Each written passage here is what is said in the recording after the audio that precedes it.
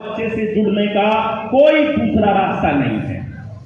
अब आपने देख लीजिए, आप पूरे दिन में कितनी बार उसको सिर्फ समझाने मात्र के लिए, अपने से अपने को बचाने के लिए या उसको किसी पोजीशन पर लेकर जाने के लिए कितनी बार आप ऐसी बातें बोलते हैं जो आप खुद भरोसा नहीं होता जिनके ऊपर, जो आप खुद यकीन नहीं करते जिनके ऊपर, जो आपको लगता है कि हो सकता है ये 100% ट्रू नहीं है।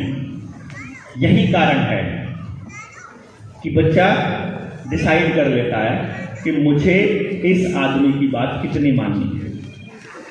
जैसे किसी बच्चे के बारे में यदि कोई बात कहे, कोई मेरे पास कोई पेरेंट आ गए और वो कहे कि मेरा बच्चा बहुत बदतमीज है, तो मैं सबसे पहले उससे ये पूछता हूं, क्या ये सबसे बदतमीजी करता है?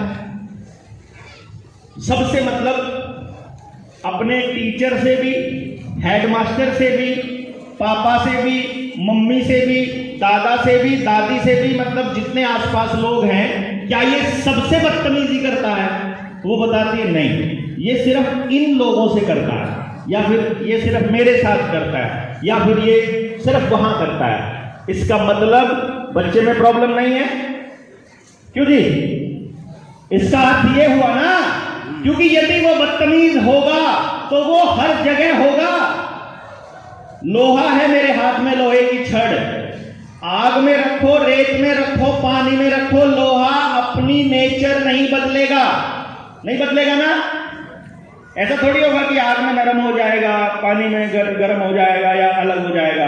अर्थात हम उस बच्चे को समझने में कहीं ना कहीं नाकाम हुए हैं।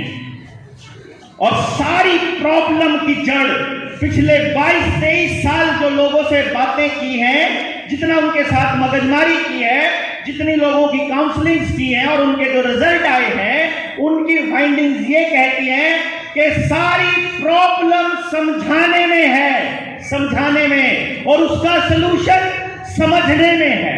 बात खत्म। अगर आपको अपने लाइफ पार्टनर की, अपने बच्चे की, अपने माँ बाप की, अपने रिश्तेदारों की, अपने भाई बहन की, अपने स्टूडेंट्स की टीचर होते हुए यदि आपको बात समझ आ गई, यदि आपको वो समझ आ गया, तो फिर आपको कुछ और बताने की जरूरत नहीं है। मुझे आपको बताने की जरूरत नहीं है कि मैं अगर इसको, इस ऑब्जेक्ट को यहां पर ये रखा है, ये कागज का टुकड़ा है, मैं इसे यहां से अगर मैं छोड़ दूं तो ये टूट जाएगा क्या? टूट जाएगा क्या? अरे बताइए ना, टूटेगा क्या ये? और अगर ये कांच का टुकड़ा होगा तो आपको पता चल जाएगा कि ये छोटा टुकड़ा नहीं टूटेगा, बड़ा टुकड़ा टूटने के चांस ज्यादा हैं। पतला होगा तो चांस ज्यादा है, मोटा होगा तो चांस कम है। यानी उस टुकड़े को देखते ही आप समझ जाओगे कि इसका मैं क्या यूज कर सकता हूं। आप जब कोई गाड़ी चलाते हैं, उसमें कांच की भी जरूरत है, लोहे की भी जरूरत है, रबड़ की भी जरूरत है, प्लास्टिक की भी जरूरत है, आपको लेदर भी चाहिए, उसमें कुशन भी चाहिए, आपको सब काम करने के लिए चाहिए। आप केवल लोहे को अच्छा कैसे कह सकते हो? आप केवल कांच को अच्छा कैसे कह सकते हो? आप केवल चमकने वाली चीज को अच्छा कह सकते हो? मैं तो यहां तक कहूंगा कि पूरी गाड़ी एकदम फिट है, सारा कुछ बढ़िया है, चाहे गाड़ी की कीमत 50 करोड़ रुपया हुआ, लेकिन अगर उसके टायर में वो 10 पैसे वाली बॉल नहीं हुई तो नहीं चल पाएगी, नहीं ना। इसका अर्थ ये हुआ कि ये समाज रूपी जो गाड़ी है, इसमें सब लोहा नहीं चाहिए भाई, सब कागज नहीं चाहिए, सब कांच नहीं चाहिए, सब लकड़ी नहीं चाहिए, हमको सब चाहिए। और प्रकृति ने ऐसा इंतजाम किया हुआ है कि जो आपको चाहिए वही दे रखा है, लेकिन कचरा कहां करते हैं? जो हमको चाहिए वो बनाने पर लगे पड़े हैं। ये सत्यानाश की जड़ है, सारी कहानी की जड़ है। जो हमको अच्छा लगता है, जो हमको चाहिए, माँ को वैसा बेटा चाहिए, बाप को वैसा बेटा चाहिए, पत्नी को वैसा पति चाहिए, पति को ऐसा पत्नी चाहिए। अरे जो तुम्हारे घर में पैदा हो गया वो जैसा है तुम बदल नहीं सकते हो भाई। कांच पैदा हुआ कि लोहा पैदा हुआ, वो जो पैदा हुआ है उसको तैयार करना है, उसको ढालना है समाज के लिए। वो जो पैदा हुआ है वो अपनी नेचर लेकर पैदा हुआ है, उसको परमात्मा ने कुछ खास देकर भेजा है। वो आपको बर्बाद नहीं है, कबाड़ नहीं है। कितनी बड़ी टायरनी है हमारी, कितना बड़ा दुर्भाग्य है हमारे बच्चों का। ये दुर्भाग्य है कि घर में स्टोर रूम पड़ा है, उसमें सब कचरा पड़ा है। आपको मालूम है लकड़ी का क्या इस्तेमाल, लोहे का क्या इस्तेमाल, कांच का क्या इस्तेमाल, कागज पेपर पड़ा है उसका क्या इस्तेमाल है, सबका पता है। घर में जो बच्चा पैदा हो गया उसका इस्तेमाल करना नहीं आता, स्कूल में जो बच्चा पढ़ने आ गया उसका इस्तेमाल करना नहीं आता, समाज के लिए बच्चे को तैयार करना नहीं आता, किसी को नहीं आता। और कमाल की बात क्या, दुर्भाग्य क्या, पूरी की पूरी पीढ़ी का क्या दुर्भाग्य है कि कोई इस पर बात भी नहीं कर रहा। किसी मास्टर को नहीं पढ़ी, किसी प्रिंसिपल को नहीं पढ़ी, किसी नेता को नहीं पढ़ी, किसी को नहीं पढ़ी। तो समाज से भी बने फिरते हैं, मैंने इतने बच्चों को पढ़ा दिया। अरे पढ़ा दिया, पढ़ा के क्या किया तुमने? पढ़ा कर कचरा ही तो तैयार किया ना, खाली रट्टे मार मार के, याद कर करके, याद कर करके, याद कर करके क्या क्या याद करवाओगे? याद करने से क्या काम आएगा? अरे जो काम आएगा वो तो सीखा हुआ आएगा ना, और सीखा हुआ कोई बच्चा भूल ही नहीं सकता।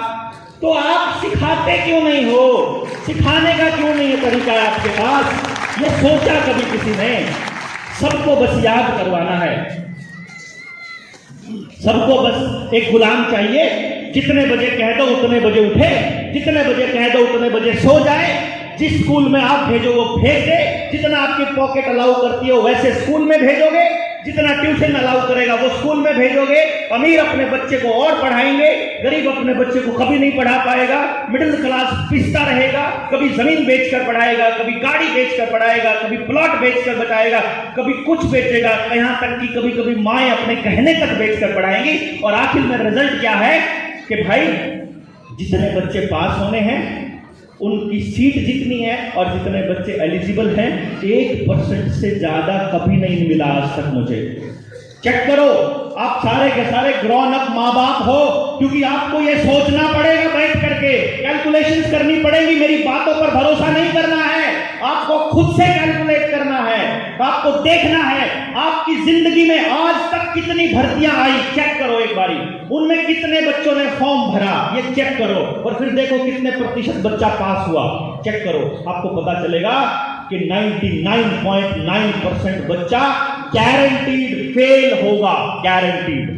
मतलब हम एक ऐसे एजुकेशन सिस्टम में काम कर रहे हैं जिसके अंदर 99.99% बच्चों के ऊपर लेबल लगेगा कि तुम एक फेलियर हो, तुम एक बर्बाद इंसान हो, तुम कुछ नहीं कर सकते। क्योंकि आपको हर पीटीएम में, हर वो वीकली टेस्ट में, हर मंथली टेस्ट में, उसके अंदर आपको मैडम क्या कहेगी?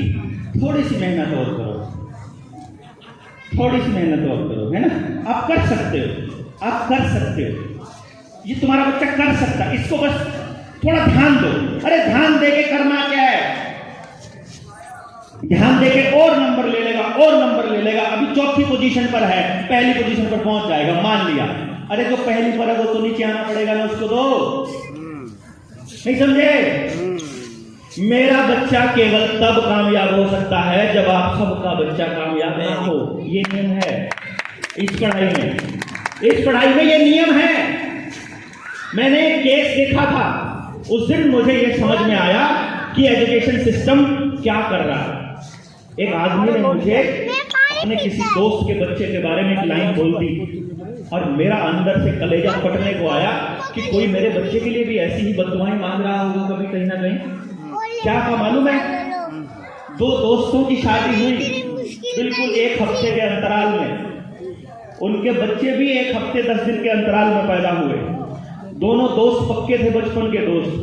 दोनों के बच्चे बड़े हुए, सेम स्कूल में पढ़े, सेम क्लास में पढ़े, साथ खेले, भाइयों की तरह रहते थे, बिल्कुल सब काम एक साथ मिलकर करते थे।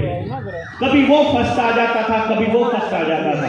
दोनों के बीच कंपटीशन होता था। दोनों माँ बाप कहते थे अब की बार तेरे को फर्स्ट आना है, उसके वाला कहता अब की बार इसको आना है।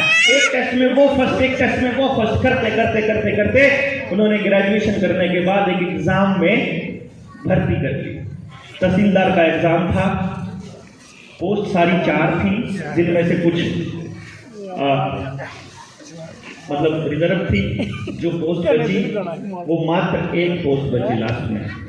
और कमाल की बात यह है कि इंटरव्यू पे जो पहुंचे वो दोनों ही बच्चे पहुंचे। सोचो, वो दोनों के दोनों दोस्त जो बचपन से दोस्त थे, क्या कभी ये सोच पाए होंगे कि उसके वाले का हो जाए, या ये कहा होगा कि मेरे वाले का हो जाए? क्या कहा होगा? ना हो। इस मेरे वाले के होने का मतलब है कि उसके वाले का ना हो, अर्थात वो ये इंतजार करेगा कि किसी तरह से उसका इंटरव्यू कैंसिल हो जाए, किसी तरह इंटरव्यू के दिन वो बीमार पड़ जाए, किसी तरह इंटरव्यू के दिन उसका नुकसान हो जाए, यही तो इंतजार करेगा ना। अरे भाई, जिसका काम ऐसे चलता है, सोचो मैंने 1 करोड़ रुपया डॉक्टर बनने के लिए MBBS करी है कि नहीं? 1 करोड़ रुपया लिया, लग गया। अब मुझे अस्पताल खोलने के लिए कर्जा लेकर के अब मुझे वो भी करना है, बोले तो अस्पताल खोलना है। खोल लिया अस्पताल, इसमें डॉक्टर्स की, कंपाउंडर्स की, सबकी सैलरी देनी है, नर्सिंग की, तो पैसा कमाना पड़ेगा। अब पैसा कमाना पड़ेगा तो इलाज से अगर पैसा कमाना है, इलाज कैसे होता है? जब कोई बीमार होता है तो वो तो सुबह सुबह जब धूप बत्ती कर रहा हो तो वो तो ऐसे कर रहा होगा ना, हे भगवान सबकी किडनी फेल हो जाए, सबको हार्ट अटैक आ जाए, सबके घुटने खराब हो जाए, सब बीमार पड़े रहें, सबके यहाँ डिप्रेशन हो, सारा परिवार खराब हो जाए, ऐसे ही बोलेगा ना। वो ऐसे बोल ही नहीं सकता कि सारा देश सुरक्षित रहे, सभी स्वस्थ रहे, सभी हेल्थी रहे, वो बोल ही नहीं सकता भाई, क्योंकि आपकी बर्बादी में ही उसकी आबादी है। उसका कर्जा कब कटेगा? जब आपकी बर्बादी होगी। तो हम एक ऐसे तंत्र में रह रहे हैं जहां हमारी आबादी की कीमत बाकी सबकी बर्बादी की है। और ये तंत्र बदलना चाहिए कि नहीं बदलना चाहिए? बदलना चाहिए। अरे बदलना चाहिए कि नहीं? बदलना चाहिए। तो इसको कोई और आएगा बदलने के लिए? तहसीलदार को पड़ी है आपके गांव को बदलने की? डीसी को पड़ी है, CM को पड़ी है, MLA को पड़ी है, MP को पड़ी है, मास्टर को, कानागो को, पटवारी को, अरे किसी को तो पड़ी होगी? नहीं पड़ी, क्योंकि उनको पता है कि जिनके बच्चे बर्बाद हो रहे हैं, जिनके गांव बर्बाद हो रहे हैं, वो सोए पड़े हैं, क्योंकि उनको अपनी रंजिशों से ही फुर्सत नहीं है। कभी वो उनको सरपंच के इलेक्शन की रंजिश, कभी MLA के इलेक्शन की रंजिश, कभी MP के इलेक्शन की रंजिश, कभी पार्टियों की रंजिश, कभी जातियों की, कभी धर्म की, कभी कंपटीशन की, कभी नौकरियों की। अरे मैं बता रहा हूं, मेरे रिश्तेदारी में एक गांव से 4 बच्चों ने पेपर पास कर लिया। MLA बोलता है कि मैं एक को लगा सकता हूं सिर्फ। ये प्रैक्टिकल बता रहा हूं मैं आपको, जो मैंने अपने जीवन में झेला है। एक को लगा सकता हूं मैं सिर्फ। उस MLA के पास 4 के 4 माँ बाप अपने गांव से 2-2 गाड़ियां, 4-4 गाड़ियां भरकर लेकर गए सिफारिश लगाने के लिए, हमारे वाला हो जाए। और वो जब जाता है तो वो कहता है वो फलाना भी आया था जी, हमने नहीं भेजा जी, हमारे का होना चाहिए, हमारे का होना चाहिए, मतलब उसके वाला रहना चाहिए, इसका ये मतलब है। अब मेरे पास, आपके पास, हम सब के पास 2 चॉइसेस हैं। एक चॉइस है, जो व्यवस्था इन्होंने बनाकर रखी हुई है उस व्यवस्था में अपने बच्चों को पिसने के लिए छोड़ दें। वो सुबह से लेकर रात तक गधों की तरह काम करें, सुबह सुबह गाड़ी से सुबह सुबह उठे, वो बस में बैठ जाए, स्कूल में जाकर के left right stand up sit down, याद किया कि नहीं किया, नोट डाउन कर लो, या करके सुना दो, इस प्रोसेस में चले जाएं। या दूसरा तरीका है कि हम माँ बाप इसकी जिम्मेदारी अपने कंधों पर ले लें कि इसको बदलना है। आप कौन सा चॉइस करोगे? बदलना। क्योंकि कोई और नहीं करेगा ये काम, ये हमको करना पड़ेगा। मेरे गांव में मेरे पिताजी बैठे हैं, मेरी माता जी बैठी हैं। मैं जब 10वीं पास करी, मैं डिस्ट्रिक्ट टॉपर्स में था। मेरे गांव में 10वीं के बाद का स्कूल नहीं था, तो मेरे घर का ठीक ठाक जुगाड़ था उस टाइम पर, और मेरे को पढ़ाने के लिए इन्होंने शहर भेज दिया। इन्होंने कहा बढ़िया, बेस्ट स्कूल में दाखिला कराएंगे आपका। बेस्ट स्कूल में दाखिला करवा दिया। गांव के जो बच्चे नहीं भेज सकते थे उनका क्या भाई? वहां पर सबसे बड़ी गलती हम बड़ों से होती है। मैं यहां क्योंकि एक बाप की हैसियत से खड़ा हूं, और मैं ये मानता हूं कि मैंने अपने बच्चे की जड़ें खोद दी, क्योंकि मैं अपने बच्चे को अपने गांव में नहीं रख पाया। मैं उसको कभी नहीं बता पाया कि बेटा तेरी जड़ें कहां है। क्यों? क्योंकि मेरे गांव में मेरी से बड़ी पीढ़ी ने कुछ भी ऐसा नहीं किया कि जो मेरे गांव में मेरे पास मौजूद हो। तो लेकिन मैं इस चीज को ऐसे के ऐसे रहने नहीं देना चाहता। मैं चाहता हूं कि मेरा बच्चा वापस जड़ों की तरफ लौटे तो उसकी जड़ें वापस वैसी हो कि वो बरगद पाल सके, वरना शहर में रहें तो फूट हो जाएंगे, हम ऐसे ही निर्जीव हो जाएंगे, बीमार पड़े रहेंगे, एक दूसरे से बात करने का जी नहीं करता है। ऐसे हालात वहां पर है। यहाँ दिल्ली का हाल देखा है आपने, मतलब दिल्ली में रहने वाले लोगों को पता है वो अपने बच्चों को अपने हाथों से जहर खिला रहे हैं, हर सांस के साथ उनके जहर जा रहा है और वो अपना गांव छोड़ रहे हैं। कोई बिहार से छोड़कर आया, कोई उड़ीसा से, कोई बंगाल से, इस उम्मीद में कि दिल्ली में बढ़िया फैसिलिटी मिलेगी। किस कीमत पर? अरे किस कीमत पर? 5 करोड़ की गाड़ी हो और कमर में दर्द हो, यहाँ सर्वाइकल हो रहा हो, तो गाड़ी आनंद दे सकती है क्या? इस कीमत पर 5 करोड़ की गाड़ी का कोई औचित्य नहीं है दोस्तों। लेकिन अगर आपका बच्चा हेल्दी है, सही है, लड़ने की उसके अंदर हिम्मत है, संघर्ष कर सकता है, अपना रास्ता खुद ढूंढ सकता है, उसको रास्ता ढूंढने के लिए हम माहौल प्रोवाइड कर सकते हैं, तो पूरा गांव मिलकर अपने बच्चों के लिए वो रास्ता तैयार कर सकता है। लेकिन अकेला माँ बाप कभी भी अपने बच्चों के लिए कोई रास्ता तैयार नहीं कर पाएगा। यहां तक कि इस यात्रा में आपने देख भी लिया होगा, और जिसको समझ में नहीं आ रही हो आगे भी देख लेना, अगले 10 साल बाद देख लेना, आपके बच्चे जैसे जैसे बड़े होते जाएंगे वैसे वैसे बिगड़ते चले जाएंगे। कल मेरी एक माँ से बात हो रही थी, मैं आपको बता रहा हूं। वो माँ यहां बैठी है, मैं नाम नहीं लूंगा। मैंने उनसे पूछा कल आप आ रहे हैं ना? उन्होंने कहा नहीं, कल मेरे बेटे का यूनिट टेस्ट है। मैंने पूछा कौन सी क्लास में पढ़ता है ऐसा? तो मैंने सोचा ग्रेजुएशन वगैरह में होगा बच्चा। तो बोली जी दूसरी क्लास में पढ़ता है। मैं कहा दूसरी क्लास में यूनिट टेस्ट है, उसके लिए आप सेमिनार छोड़ दोगे? छोड़ना पड़ेगा जी, मैं काफ़ी दिनों से घर नहीं थी तो इसकी तैयारी नहीं हो पाई। कैन यू इमेजिन मैंने क्या कहा होगा? मैंने उनको सिर्फ इतना ही कहा, तब आपके बच्चे का भविष्य बहुत अंधकार में है। आपका बच्चा आने वाले समय में अच्छी तरह से बर्बाद होने वाला है, क्योंकि आपका बच्चा खुद पढ़ना नहीं चाहता, और अगर उसे पढ़ाना आपको पड़ता है तो ये एजुकेशन सिस्टम की विडंबना है। क्योंकि एक दिन ऐसा आएगा जिस दिन आप उसके ऊपर पढ़ने के लिए दबाव बनाने जितनी हैसियत में नहीं रहोगे। 5वीं क्लास तक, 6ठी क्लास तक, 7वीं तक, 8वीं तक तो आप उसको धक्के से किताब पर बिठा सकते हो, याद करवा सकते हो। उसके 2-3 साल बाद तक वो उसका बाप धक्के से बिठा सकता है, क्योंकि वो कहता है बाप से ज्यादा डरता है। मेरे वाला जो मेरे से डरना 7वीं में बंद हो जाएगा, तो पिता से डरना जो है वो 10वीं 11वीं तक हो जाएगा। लेकिन what about when he is turn to 18? 18 का होने के बाद जब वो कॉलेज में जाने लगे, तब उसके अंदर किस चीज की मोटिवेशन बचेगी? आपने सोचा है कभी? सोचा है? अगर उसको अभी जैसे ईशानी बोल रही थी कि मजा नहीं आ रहा है, ट्रिगर नहीं हो रहा है, अच्छा नहीं लग रहा है, तो कैसे करे कोई बच्चा? और सिर्फ एक ही काम करना पड़ रहा है। तो सुरेंद्र है हमारे साथ टीम में, अंबाला से, जंड मंगोली से, पंजाब का साथी। वो अपने गांव में समझाने गया ना, इतना बोला, मैंने तो जी बड़ा जी आपके बड़ी बात नहीं बोली, मैंने तो सीधी देसी भाषा में समझाया, गाँव वालों को ऐसे बिठा लिया। मैंने बोला जी तुम्हारा बच्चा कौन सी क्लास में, तुम्हारा कौन सी क्लास में, ऐसा करके मैंने तो ये बोला, चलो सोचो, सारे बच्चे, हम बच्चे छोड़ देते हैं, अपन जंगल में रहते हैं और अपन सारे जानवर हैं। उन्होंने कैसा एग्जाम्पल दिया?